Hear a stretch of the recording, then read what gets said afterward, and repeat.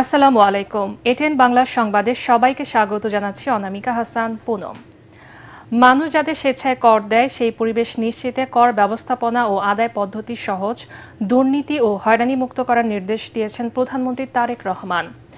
রাজধানীতে দ্বিতীয় রাজস্ব সম্মেলনে তিনি বলেন, একই করদাতাদের উপর বারবার করের বোঝা বাড়িয়ে রাজস্ব বৃদ্ধির নীতি টেকসই পদ্ধতি নয়, বরং কর প্রদানে সক্ষম ব্যক্তিদেরকে শনাক্ত করে তাদেরকে করের আওতায় আনতে হবে। সরকার শুধুমাত্র বৈদেশিক সহায়তার উপর নির্ভর করে ভবিষ্যৎ প্রজন্মের উপর অতিরিক্ত ঋণের বোঝা চাপিয়ে দেওয়ার নীতি বিরোধী। তাই রাজস্ব আহরণে অভ্যন্তরীণ আয়ের ক্ষেত্র এবং উৎস খুঁজে বের করার কথা বলেন Tarique Rahman. Digital economy, e-commerce, transfer pricing, international taxation, trade finance, financial crime, money laundering, artificial intelligence, এই সবগুলো বিষয় সম্পর্কে সুস্পষ্ট নলেজ থাকাটা বোধহয় এখন অত্যন্ত প্রয়োজন। কর ভিত্তি এখনো তুলনামূলকভাবে অনেক সংকীর্ণ। অর্থনীতির একটি বড় অংশ এখনো অনানুষ্ঠানিক।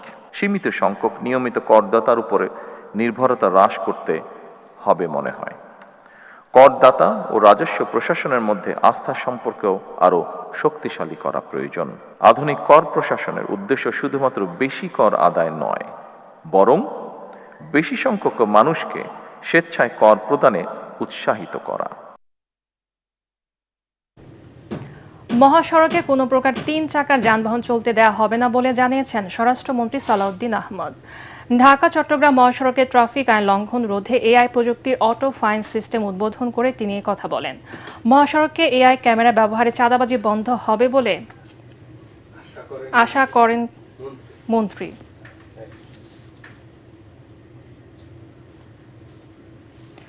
সড়ক মহাসড়কে শৃঙ্খলা ফেরাতে আইন প্রয়োগের পাশাপাশি জনগণকে সচেতন হওয়ার আহ্বান জানান স্বরাষ্ট্রমন্ত্রী।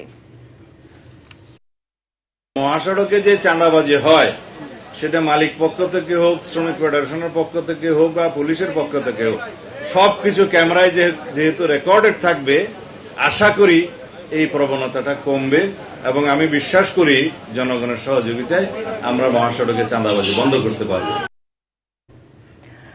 রাজধানী সহ দেশের প্রধান শহরগুলোতে নারীদের যাতায়াত সহজ ও নিরাপদ করতে বিশেষ পিঙ্ক বাস সার্ভিস চালু করেছে বিআরটিসি। বাসের চালক থেকে শুরু করে সুপারভাইজার, হেল্পার সবাই নারী। প্রাথমিকভাবে ঢাকা, চট্টগ্রাম ও বগুড়ায় চলবে 14টি পিঙ্ক বাস। উদ্বোধনের পর সড়ক পরিবহন মন্ত্রী শেখ রবিউল আলম বলেন, সরকারি নির্বাচনী ইশতেহার বাস্তবায়ন এবং নারীদের নিরাপদ যাতায়াত নিশ্চিত করতে এই উদ্যোগ নেওয়া হয়েছে।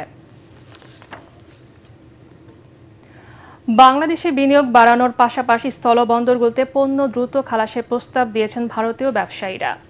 সচিবালয়ে বাণিজ্য মন্ত্রী খন্দকার আব্দুল মুক্তাদিরের সাথে বৈঠকে এই প্রস্তাব দেন তারা। মন্ত্রী বলেন, দুই দেশের স্বার্থে বাণিজ্যিক সম্পর্ক আরও জোরদার করা প্রয়োজন। এইদিকে বাজারে নিত্য পণ্যের দাম মোটামুটি স্থিতিশীল রয়েছে বলেও দাবি করেন তিনি। মৌসুম না থাকায় কিছু সবজির দাম বেড়েছে উল্লেখ করে তিনি বলেন, উৎপাদন খরচ বেশি হয় পণ্যের দাম প্রত্যাশিত মাত্রায় কমানো যাচ্ছে না।